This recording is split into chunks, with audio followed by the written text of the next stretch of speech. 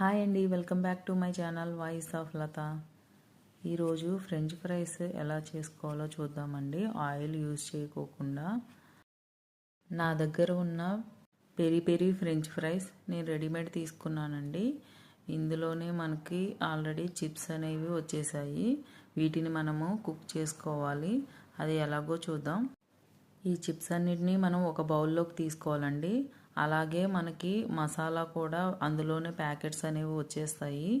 So ఇప్పుడు ఆ మసాలాస్ ఇవన్నీ వేసి మనం వాటిని బాగా కలిసేలాగా కలుపుకోవాలి.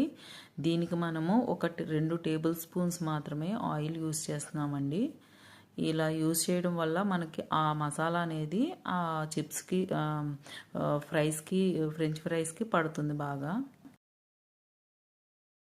ఫ్రెంచ్ ఫ్రైస్ రెడీమేడ్ లేనప్పుడు ఆలూని ఈ షేప్లో చిప్స్ కట్ చేసుకోవాలండి.